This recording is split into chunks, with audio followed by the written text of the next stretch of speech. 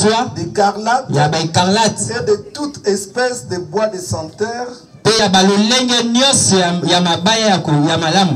de toute espèce d'objet d'ivoire, de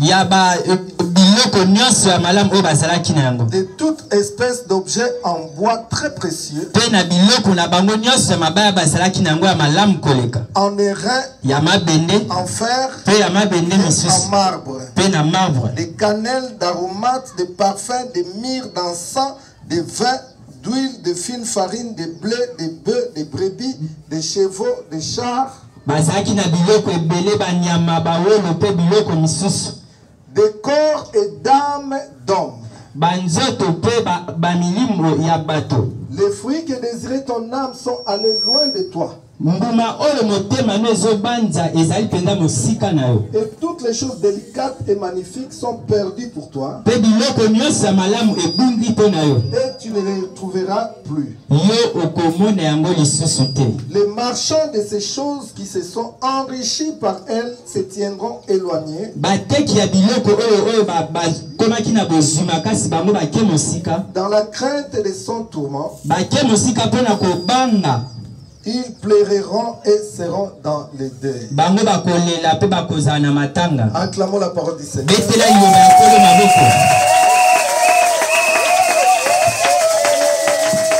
Amen. Amen. Notre thème, c'est la fin du marché.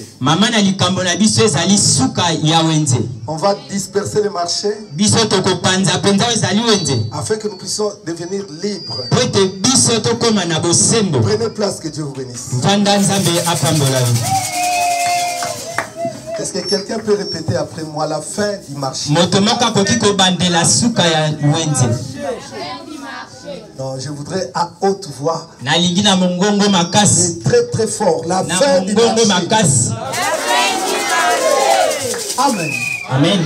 Bien aimé, dans ce texte, on nous parle d'une catégorie de personnes. Et on a nommé ces gens comme les marchands de la terre. La Bible dit qu'ils pleurent et sont dans le deuil. Parce que personne n'achète plus leur cargaison. Alléluia. Venez. Bien aimé, leur commerce consistait à vendre certaines choses. Ils vendaient l'or, l'argent, des pierres précieuses. Ils vendaient des bois, d'ivoire. Ils vendaient beaucoup de choses. Ils vendaient beaucoup de choses. Ils vendaient même l'encens. Ils vendaient même l'huile. Ils vendaient des farines. Ils vendaient des bœufs. Ils vendaient des brebis. Ils vendaient des chevaux. Dans la liste qu'on nous a dressée ici, il y a quelque chose qui m'a vraiment tiqué.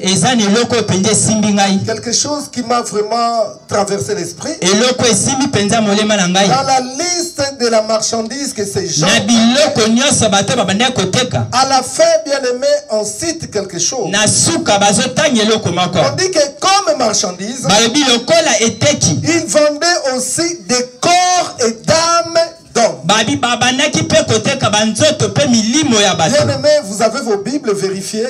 Ce n'est pas mon imagination. Ce n'est pas mes pensées. C'est quelque chose qui est écrit dans ta Bible. Et pour cela, le Seigneur notre Dieu nous dit: vous connaîtrez la vérité. Et la vérité vous affranchira. Le Seigneur se plaint. Il dit: mon peuple souffre parce qu'il manque la connaissance. Bien, mais on nous cite une catégorie de personnes qu'on appelle les marchands de la terre. On comprenait qu'ils étaient des commerçants. Pas le commerce que j'ai vu en cours de route ici, mais c'était des grands commerçants.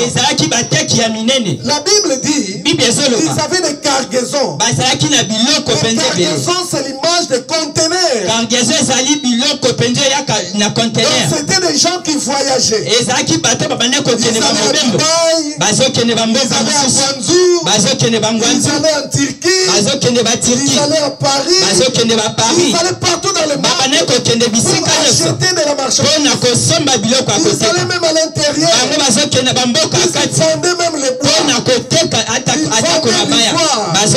ils vendaient le blé, ils vendaient la farine, ils vendaient beaucoup de choses. Donc c'était des grands commerçants, pas des petits commerçants. Mais la Bible nous dit que ces gens étaient dans le deuil parce que les gens ne voulaient plus acheter leur conteneurs. Les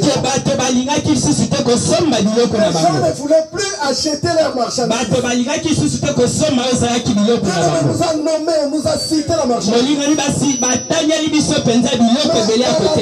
À la fin de la liste, on nous dit que ces gens étaient dans le deuil parce que leur meilleure marchandise, c'était le corps et l'âme d'homme. Le corps et l'âme d'homme. Ces gens le vendaient. Bien ne me comprenez. Quelqu'un qui vend le corps, il te vend physiquement. Il vend ton âme. Il vend pas du corps et l'âme. Bien nommé, ça symbolise deux parties. Le corps, c'est physique. Est-ce que quelqu'un est d'accord avec moi? Quelqu'un est d'accord avec moi? Amen, amen. Bravo Jésus. Bravo Jésus. Bravo Jésus. Amen, amen, amen, amen. La Bible dit ces choses que je suis en train de vous parler, Dieu les a cachées. Il les a cachées aux intellectuels. Il a libéré cela. Ils sont faibles. C'est là on voit les professeurs d'université ici qui sont au pouvoir, mais rien ne marche dans les pays. Amen.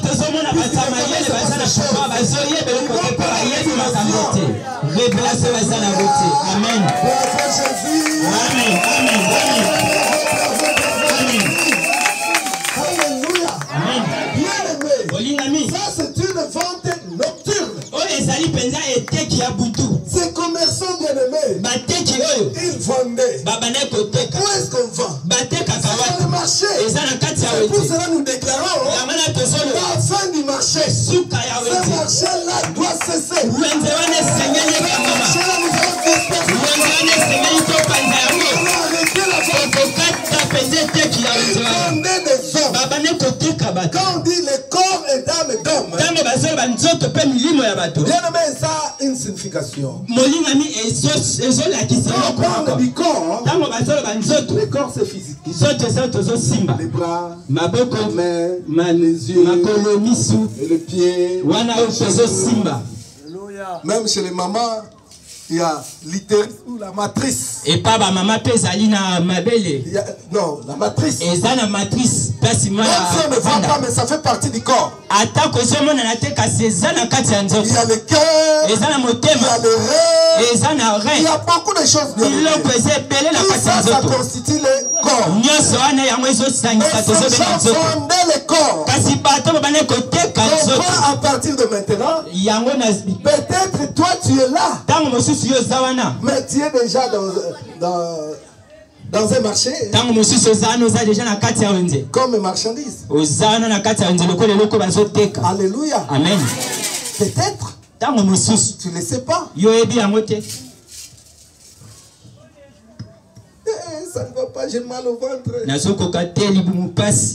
Tu vas à l'hôpital, on te dit madame, on doit t'opérer. On va enlever la matrice. Est-ce que dans une vente nocturne, est-ce que quelqu'un n'a pas acheté cette matrice-là? Mais nous retrouvons avec des maladies que nous ne comprenons pas. Il y a ceux-là qui font des AVC. Quand tu fais AVC, il y a une partie du corps qui ne fonctionne pas. Est-ce que tu n'as pas été comme marchandise dans une vente nocturne dans un marché. Laissez-moi bien aimé vous donner un exemple. Dans le quartier où j'ai grandi, bien aimé, il y avait une maman. Cette maman avait au moins 5 enfants. Son mari était mort. Alors cette maman a dit, je vais travailler dur pour élever mes enfants, pour les envoyer à l'école. Alors cette maman vendait du pain. Elle vendait du pain. Vous savez bien aimé comment les mamans, peut-être il y en a aussi ici. Ils ont l'air sani.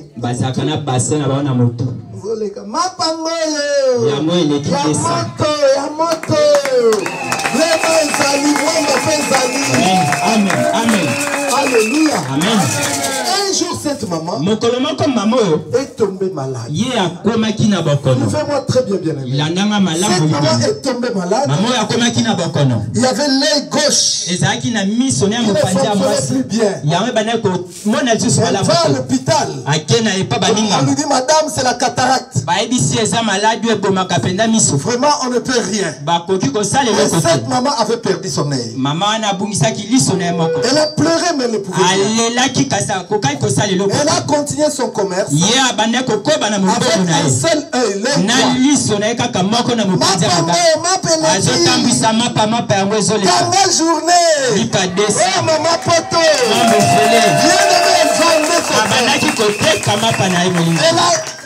Elle n'avait qu'un seul œil. Du coup comme ça, les jeunes enfants, les jeunes garçons, ils étaient en train de jouer. Bien aimé, un a lancé une pierre vers son ami. Mais la pierre n'a pas atteint son ami. Et la pierre est allée directement à l'œil droite de la maman. Mettez-vous à la place de cette dame. Elle était veuve. Elle élevait ses enfants. Il y a d'autres enfants même qui étaient à l'université. C'est ce commerce qui finançait leur études. Et du coup comme ça, comme nous pouvons dire comme par hasard, la pierre a choisi que l'œil qui restait.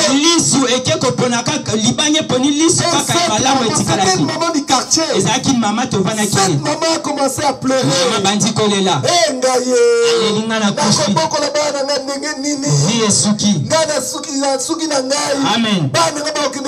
Bien aimé, elle a pleuré. Nous les jeunes du quartier on est allés voir. À cette époque là j'étais pas pasteur. Je ne connaissais même pas le Seigneur. Et quand Dieu m'a donné cette révélation, Dieu m'a ramené à cette histoire de l'hôpital. Ce n'était pas un hasard. C'est un œil qui a déjà été vendu par la nuit. Donc auparavant on a vendu un œil gauche. Et après ils ont revendu l'œil droit. Cette dame est restée aveugle. Job nous dit ceci. Job nous dit ceci. Le malheur ne sort pas de la poussière. Je veux te dire bien aimé, le malheur ne sort pas de la poussière. Il y a toujours quelqu'un qui est derrière ton malheur. Peut-être que tu as pris comme un marchandise. Tu te vends la nuit. C'est pour cela que nous voyons beaucoup de gens. Un problème de reins, on lui a enlevé les reins. Un problème de comme ça, on lui a enlevé. D'autres même ils font des accidents. Et on leur ampute peut-être le pied. Peut-être la jambe. Mais ce n'est pas un hasard. C'est une époque qui a été faite. Puisque on vous dit les marchands de la terre vendaient les corps. Mais où est-ce qu'ils peuvent trouver les corps? Nous ne trouverons les corps que peut-être auprès de les membres de leur famille. Quelqu'un a compris? Ton malheur là, ça vient de quelque part. Ça vient de quelque part. Alléluia. Amen. Est-ce que vous n'avez jamais vu quelqu'un qui veut mourir? La famille commence déjà à cotiser. La famille commence déjà à organiser le deuil. Mais vous allez voir du coup, cette personne ne meurt pas, mais il y a une autre personne de la famille qui va mourir.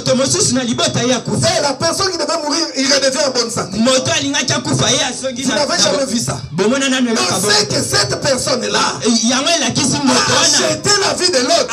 Et la personne meurt, lui reprend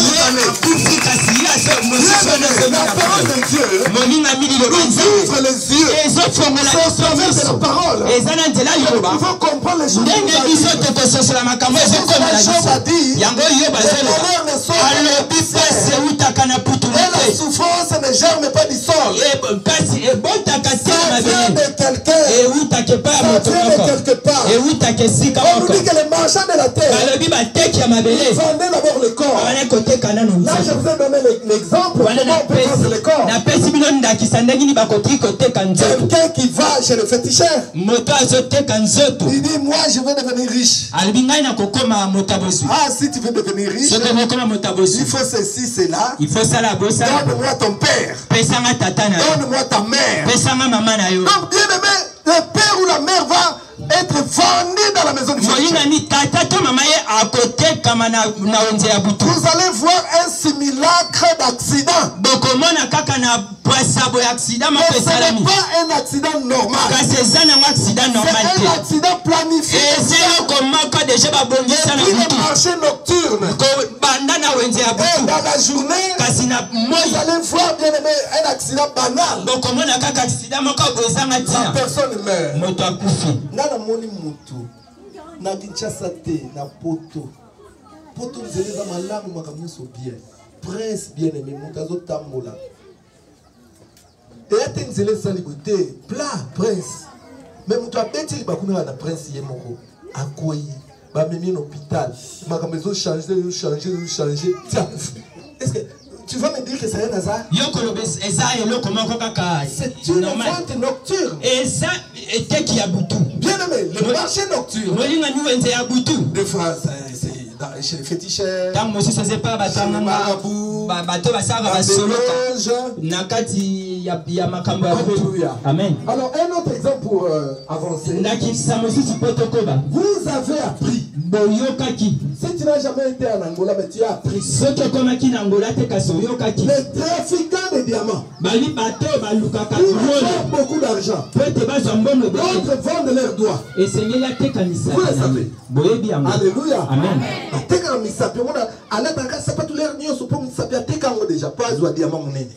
Alléluia. Amen. Donc une personne peut même se vendre elle-même. Mais si une personne peut se vendre elle-même, à combien plus forte raison il peut vendre ses enfants? C'est pour cela que nous voyons beaucoup de femmes qui ne font que des fausses couches. Donc ta fécondité a déjà été vendue. Bien aimé, la parole que moi je prêche, je ne prêche pas seulement parce que je lis dans la Bible. Je prêche également par expérience. On avait une maman à l'église. Cette maman, son mari était riche, fortement riche. Mais cette femme était stérile. Son mari, qu'est-ce qu'il a fait? Il a envoyé sa femme partout dans le monde entier. En Suisse, à Paris, au Canada, aux États-Unis, au Japon, pour consulter les gynécologues. Mais la femme n'enfantait pas. La femme n'enfantait pas. Alors, bien aimé, qu'est-ce qui s'est passé? Vous connaissez dans le mariage, si la femme n'enfante pas, il y a la belle famille. C'est tout bassemé qui a bassi. Hey maman, on peut dire que ça n'est pas bon. Donc on se bat dans bazar. T'es tout bouga en moka kabiso moko. Alléluia. Amen. C'était ça, bien-aimé. Et ça a qui peut. Si elle s'habille bien, elle a des problèmes. Si elle met des bijoux, bien aimé, elle était mal allée. Jusqu'au point où son mari s'est levé et il a chassé sa famille. Il a dit, laissez ma femme tranquille. Moi, je l'aime telle qu'elle est. Même si elle n'enfante pas, ce n'est pas votre problème.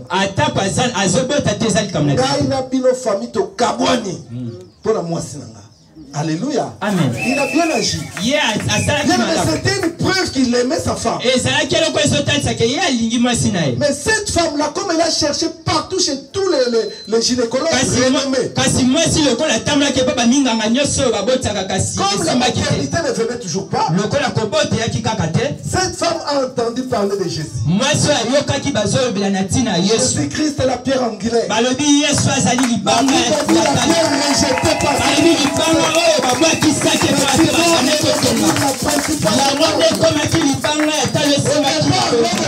Jésus. Va chercher à gauche, à droite. Va voir les marabouts. Va voir les féticheurs. Il va chercher les avocats. Il va chercher les médecins. Il va réunir la famille. Bien, mais il peut même donner des parcelles à la famille. Laissez-moi enfanter. Jusqu'à la fin.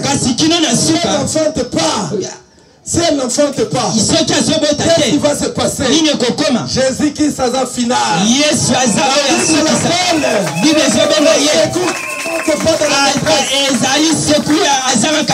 Le secours qui ne manque pas dans la détresse. Cet homme ou cette femme va entendre parler de Jésus. Elle-même, elle va venir à l'église. À la fin, elle va venir voir le pasteur. Alléluia. Amen. Et il final. Alléluia. Amen. Cette maman est venue à l'église. Quand elle est venue à l'église, je l'ai reçue. J'ai parlé avec elle. Je lui ai dit, maman, on va consulter Dieu. Tu vas passer par les consultations prophétiques. J'ai appelé le prophète de l'église. J'ai dit, maman, mets-toi à genoux. Nous allons prier pour toi. Puisque chez le médecin, si tu es malade, normalement un vrai médecin ne te donnera pas le médicament comme ça. Pour te donner le médicament, tu dois d'abord chercher à connaître la cause de ta maladie. C'est pour cela qu'on nous prescrit des analyses, des examens. Alléluia. Amen. Salut examen. Alléluia. Amen. Et le Seigneur nous dit que la nature ne vous enseigne-t-elle pas? Le Seigneur dit même qu'elle n'imposait pas le même précipitamment. En réalité, quand une personne vient à l'église, la personne a des problèmes. Nous devons d'abord chercher à connaître l'origine de cette maladie pour pouvoir diriger la prière. Contre la prière, prière par hasard. Vous voyez, prière par hasard. Prière, moi, Jésus. Ah, dernier au bon de Jésus. Ceux qui sont au hôpital, aux obéla, non, faut pas maladie na yo. Est-ce que vous comprenez bien, aimé? Prière Jésus. Na comme ko yoka momingi. Ah, Jésus. Okokoma ba voisin.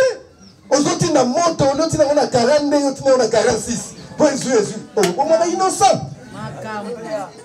Il faut Lucas. L'apôtre Paul dit, hein, moi je ne vois pas comme un aveugle. Puisque l'aveugle bat de l'air. Moi je cherche à voir mon ennemi. À me localiser.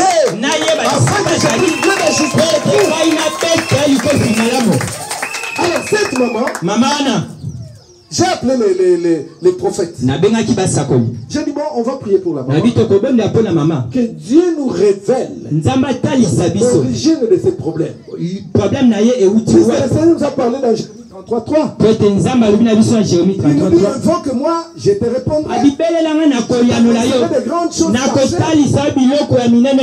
choses que tu ne connaissais pas. Nous, on ne connaît pas la situation de cette personne. Dieu nous révélait. Dieu nous révélait. Le Seigneur va nous parler clairement que la stérilité de cette femme, c'est dans sa propre maison. Et le Seigneur va aller plus loin. Il va nommer son mari. C'est son mari qui vend ces enfants-là. La maman, du coup, elle était fâchée. Maman silika kimbala moko. Yango mon makamudal nga roya ba église na bino wana te binzambe nzambe. Mobali na moi lelanga fort. Ateka bana nanga. Lelo Japon, lobby Suisse, lobby France, lobby Canada, lobby États-Unis. Azo dépenser mbongo ne belé pour na bota. Et puis en plus, akabona na famille na eponanga. Bongo yo pasteur oya l'église na bino penza.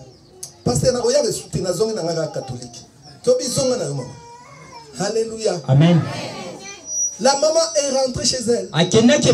Elle a commencé à vivre sa vie. Mais comme en venant à l'église, la semence était déjà entrée en elle. Elle-même à la maison chez elle, elle commence aussi à prier.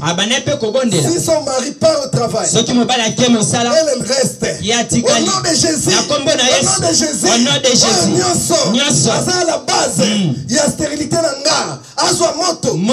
Elle a trouvé à l'église. Un jour le matin, elle prépare le petit déjeuner pour son mari. Elle devait aller travailler. Alors la femme a préparé le petit déjeuner. Elle était assise. Son mari aussi. Monsieur, il a mangé. Et un coup de fil. On l'a appelé vite, viens rapidement. Le monsieur a arrêté de prendre le petit déjeuner. Et du coup, il est parti. Il a pris sa voiture, il est parti. Il a oublié de prendre son sac. Alléluia. Amen.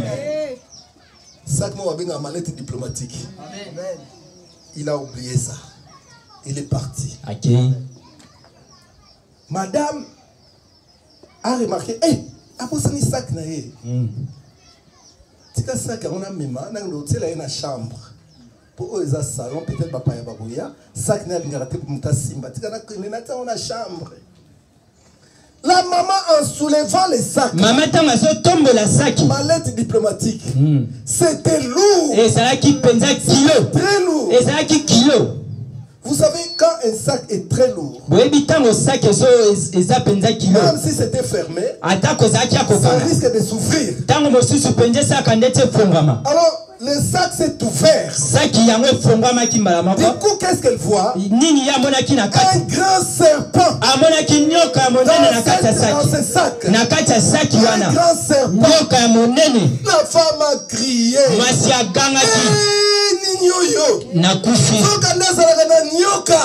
Makamu pasteur ayebisaka ngai. Ezaya solo. Amen. Amen. Amen. Amen. Bien-aimé cette maman. Molinga ni mama wana. Venir à l'église. Yazoma kina kati église. Ali papa. Il était à genoux. Yewana yakufuka. Sangai papa. Zamba yimisa. Finga kipino. Na lobaki boy mama. Makambebele lobali kamni nyango. Te papa tika na lo. Émotion. Nzoka nde. Papa wana zaka mutakisi papa. Papa kisi ndenge nini ye mtalinga yo te papa professeur bimaka ezaka ya solo na abeti lisolo ndenge nyoka abimaki. Alléluia.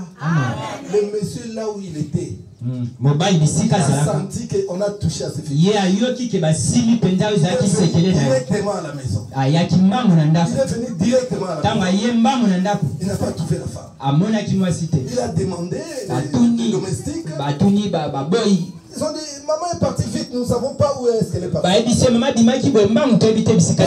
l'église. Le monsieur est venu à l'église.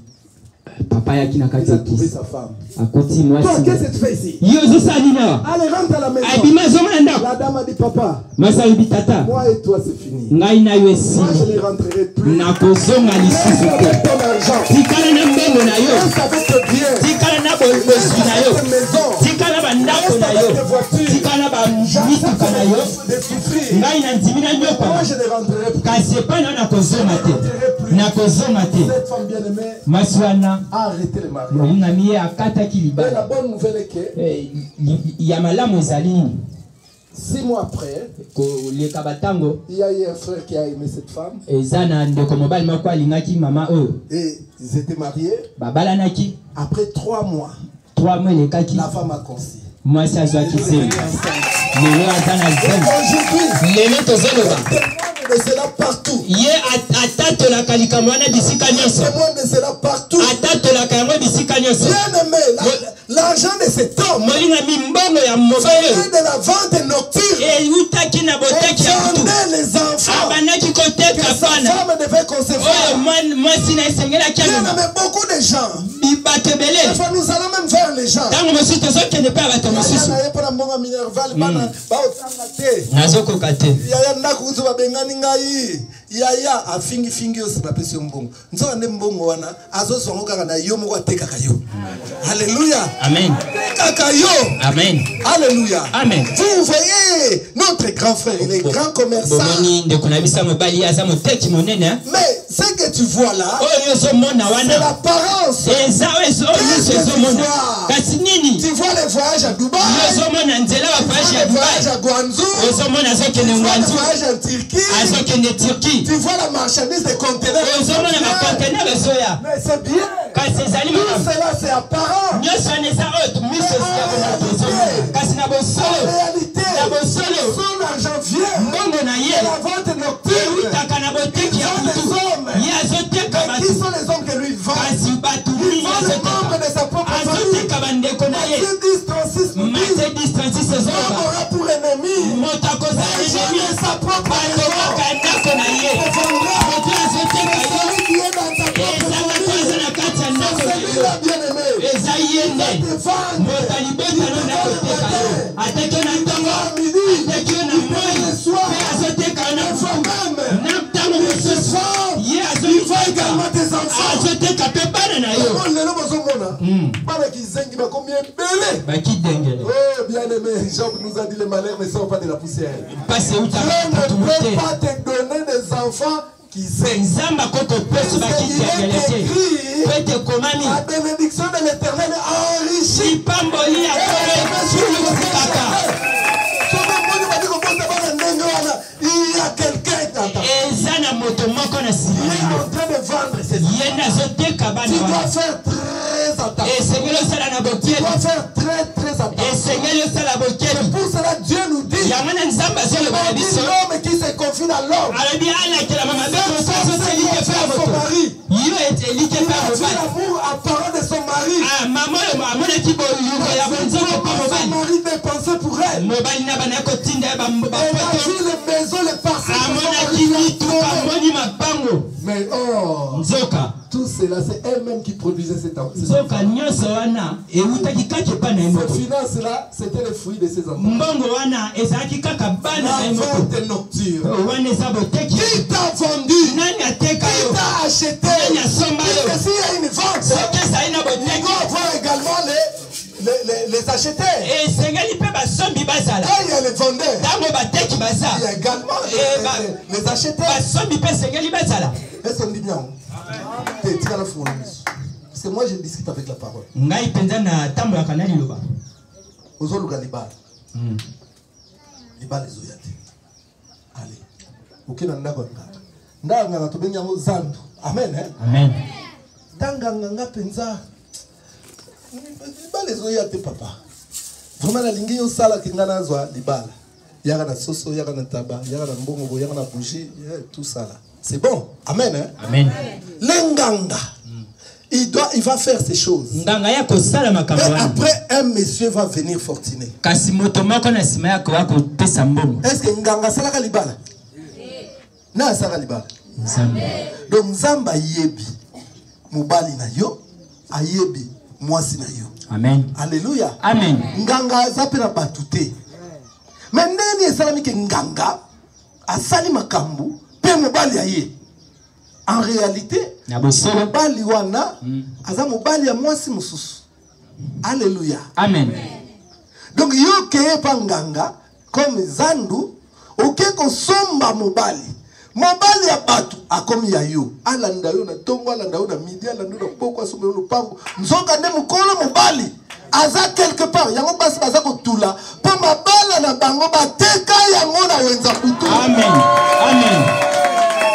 Amen. Vous savez en réalité. Le sujet comme avoir des enfants, se marier, ce sont des sujets normalement. On ne devait jamais prier pour ça. C'était des choses qui devaient venir automatiquement. C'est quand Dieu a créé l'homme, Dieu du coup a institué le mariage. Il a dit il n'est pas bon que l'homme soit seul. Il a créé le mariage. Après avoir créé le mariage, il va donner la fécondité. Il va déclarer à l'homme, soyez fécond. Maman, limbisaka na lobamuke hein. Po eza na toloa. Nzamba tiaka kate po apeso forme moko boy. Non. Atiango po melisaka bana. Amen. Na kati ya libumukuna.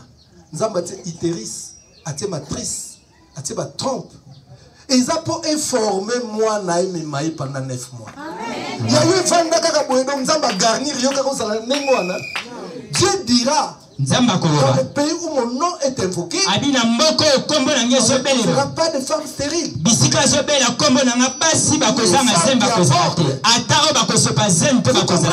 Normalement, je dis, le mariage ou la fécondité, c'était des choses qui devaient venir automatiquement. Moi, je me rappelle, quand je me suis marié, ma femme ne connaissait même pas le Seigneur. Moi-même, je ne connaissais pas le Seigneur. Et je vous dirais que ma femme n'a pas prié pour le mariage. Moi non plus. Petit gomme na petit wana. Balaki 7. Bas. Bakim ba classe na ba blé blanc là-bas. Tango komi. Sir, viens na zo benga. Moi signé sa hôtel sa chance. Ngai. Ngai te yote. Donc ngai te yote. Yewana. Alléluia. Amen. Et pendant que le roi li seki. Après, il comme il bala.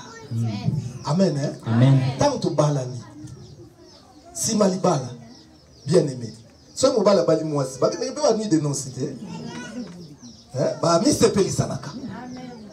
Quand on a quatre Jéwana, un jour on a voyagé dans Côte d'Ivoire. Na bazo bengangai, fozonga mangu pour situation est bien intégrée, situation bien intégrée. Moi c'est dans bien intégrée. Nazonga na meme na hôpital ote mama azana mokumba to bondela liteke o bonzambe pesa bana nzambe te ça vient automatique et ya kaka bo ba bien automatique na ngoya na plaisir alléluia amen. Mais quand tu vois que te marier il y a des soucis. C'est possible, hein? Il y a eu une vente nocturne. Quand tu vois, tu es marié, pour concevoir, c'est difficile. Donc c'est que il y a une vente nocturne. Papa Moussa Keko Lugambongo. Tant que Lugambongo, pesa mabota ya bana, n'est-ce pas? Ateki ya mote. Pesa mabala bana na yo. Ya ma famille bino nyonso ntabala kate. Nani ateka bino? C'est nani asomba. Toi bana mutateka ki? Pe toi ba mutasomba ki poto il faut te récupérer. Alléluia. Amen. Qui t'a vendu? Nani ateka yo. Qui t'a acheté? Pe nani asomba yo. Qui t'a vendu? Nani ateka yo. Qui t'a acheté? Nani wa somba yo. Alléluia. Amen. Bien aimé. Molinga mi. On nous dit que les marchands de la terre. Ils vendaient les corps. Et les âmes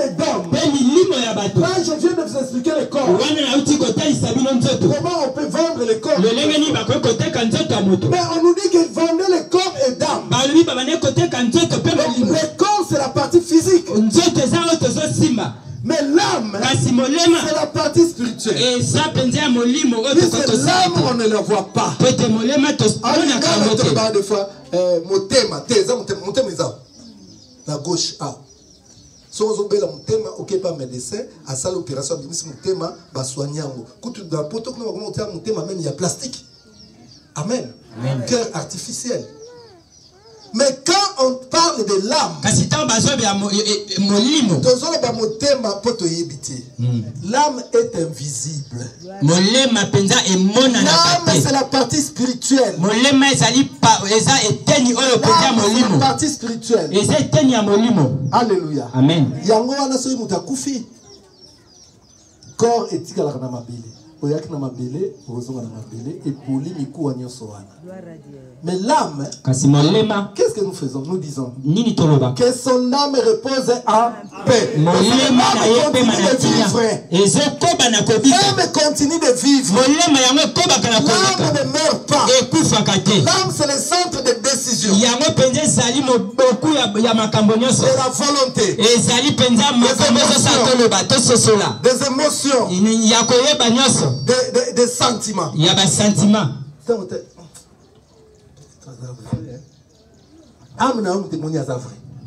Alléluia. Amen.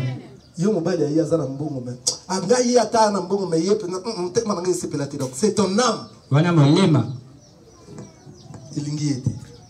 Donc âme bien aimé, il y a des osala bomoto.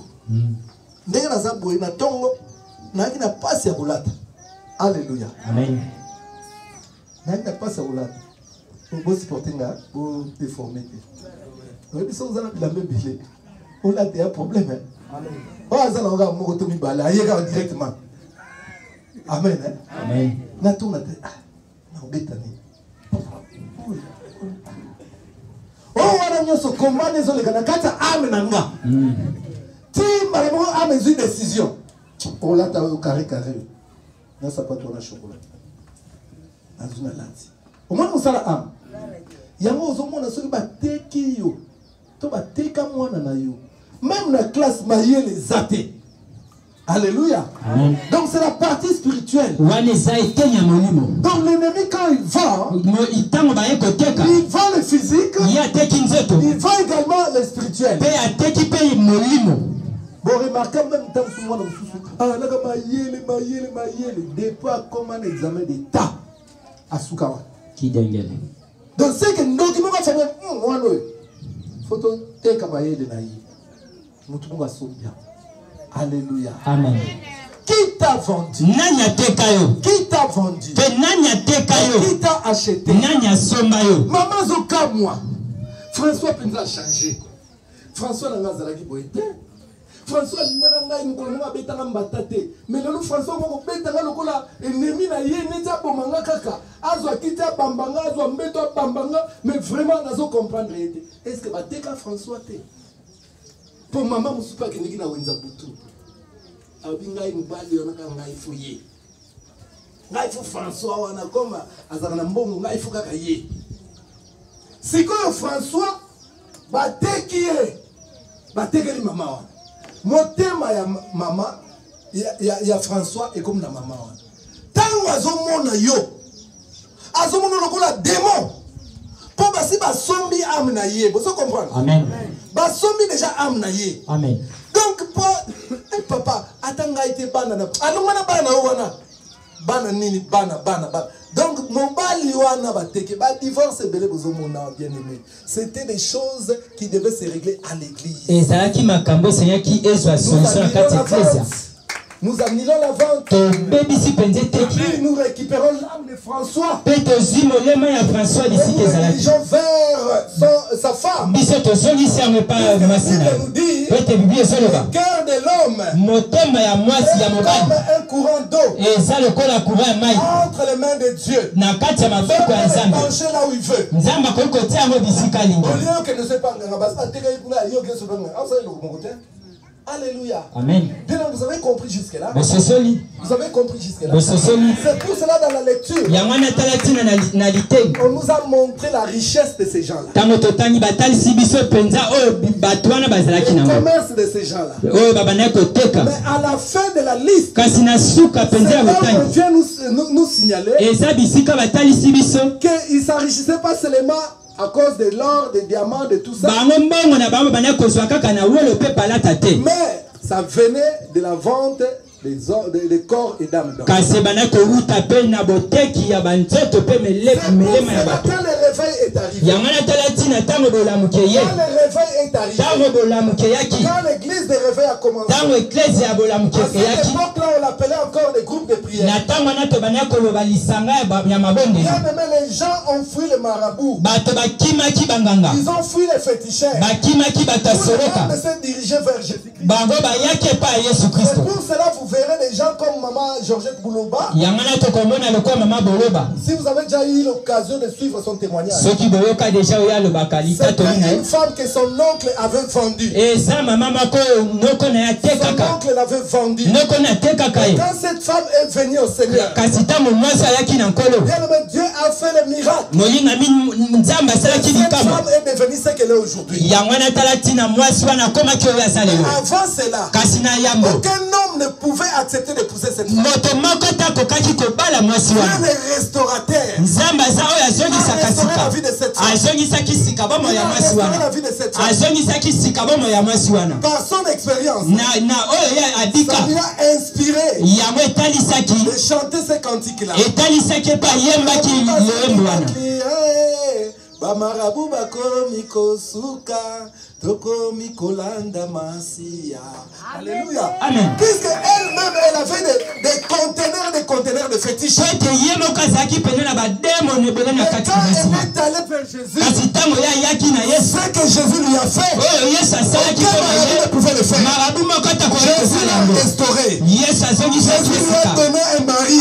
Jésus lui a donné la célébrité. Jésus lui a donné le voyage. Et la voyage presque partout.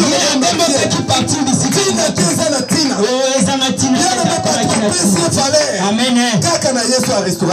Amen.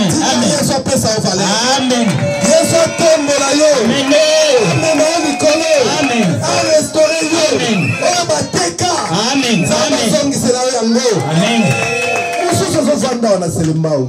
En réalité, toi, tu ne devais pas rester ici. La place dans la Montfleury. Ozovanda poza na chouate, basi bateka bozina unions. Noko na bino muto ansomba yango, ateka yango, yango noko avanda na Montfleury. Regardez place na yo. Alléluia. Amen. Bien-aimé.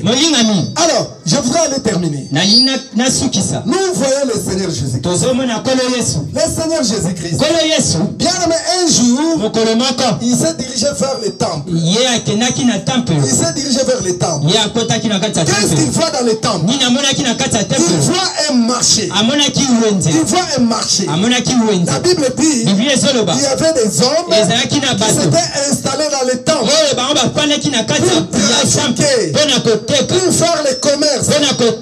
Alléluia. Amen. Il a vu les trafiquants, les vendeurs. Il a vu les acheteurs. Il y avait également les changeurs. Il a trouvé toutes ces personnes dans les temples. Quand le Seigneur les a trouvés, la Bible dit il était scandalisé. Il était scandalisé. Il a fait un chicote. Il a fait un chicote. Il a commencé à frapper.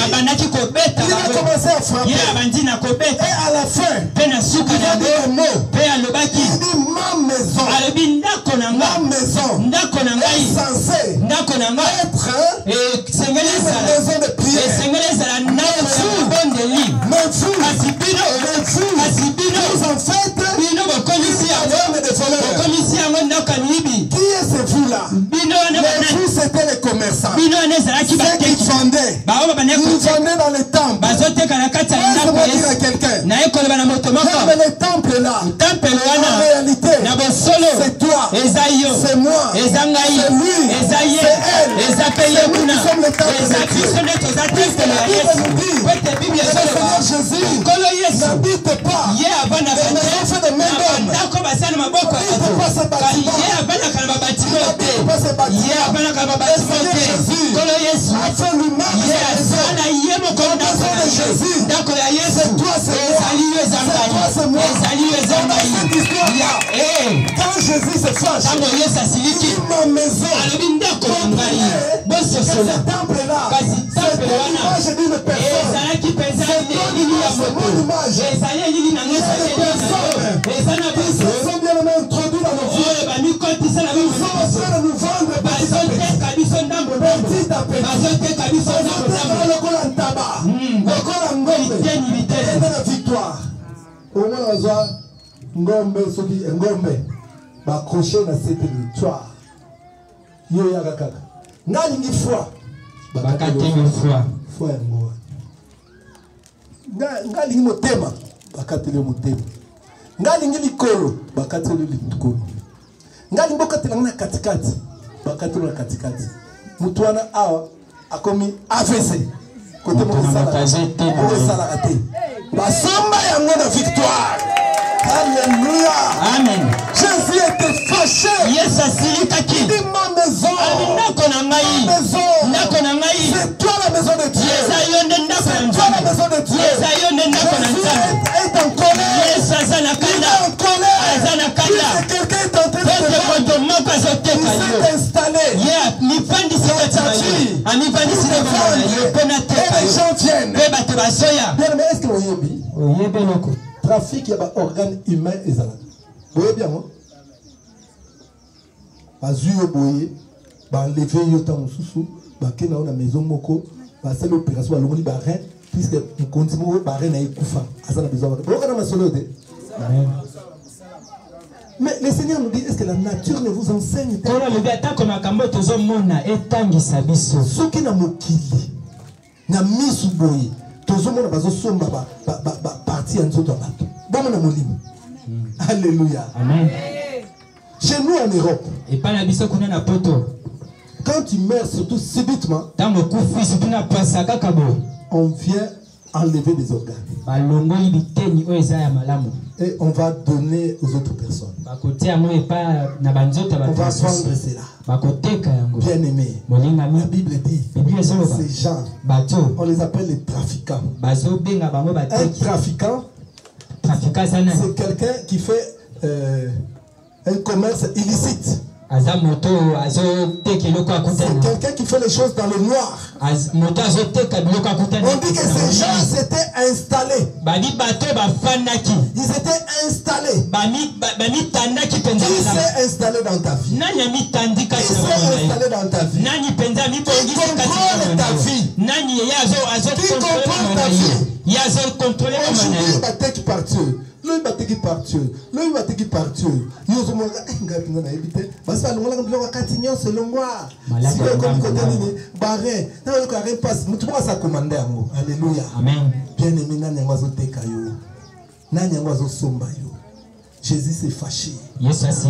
Il s'est fâché. Il a fait un fouet. Il a dit, je vais chasser. Je vais chasser.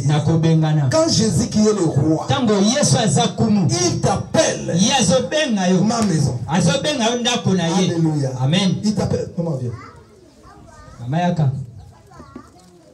Quand Jésus, qui est le roi des rois, il t'appelle ma maison. À la cité de Loïa, là-bas, là où Tshisekedi habite. Vous réalisez tout ce qui peut se trouver là-bas? Les chaises, les comme ça, les frigos, tout ce sont des objets de valeur, n'est-ce pas? Amen. Alléluia. Amen. Dans la maison du président, tout est en valeur. Dans la maison d'un roi, même des robinets sont en or. Les baignoires en or. Si Jésus t'appelle, et toi tu es sa maison. Donc cela veut dire, il sait qu'est-ce qu'il a mis en toi. Il sait qu'est-ce qu'il a mis en toi. Il y a des choses de valeur en toi. Il y a des choses de valeur en toi. Tu n'es pas n'importe qui. Tu n'es pas n'importe qui. Mais comme il a mis des choses de valeur en toi, les trafiquants se sont infiltrés. Qu'est-ce qu'ils vont faire? Ils vont commencer maintenant à vendre ces choses de valeur, à vendre des choses de valeur. Pendant ce temps, toi tu galères ici à Selema, pas ici à Selema, peut-être ta place est à Paris, mais on a vendu même ton voyage. La femme pleure la fécondité. Oh, on a déjà vendu sa matrice. Ce n'est pas pour rien. Tu vas aller chez le médecin, il faut donner la matrice. Amen. C'est pour cela que Jésus est en colère. Mais Jésus, il est le restaurateur. Qu'est-ce qui s'est passé? Jésus a cassé les tables. Il a cassé les chaises. Il a cassé tout ce que les trafiquants utilisaient pour pouvoir te vendre. Il a déclaré la fin du marché. La Bible dit qu'il a renversé les tables. Et l'argent du trafic, c'était éparpillé partout dans les tables. Dans les tables, les chaises, tout ce qu'ils utilisaient. Mais Jésus l'a bouté dehors. Mais seulement l'argent qui s'était dispersé dans les tables, le Seigneur n'a pas permis aux trafiquants de prendre cet argent.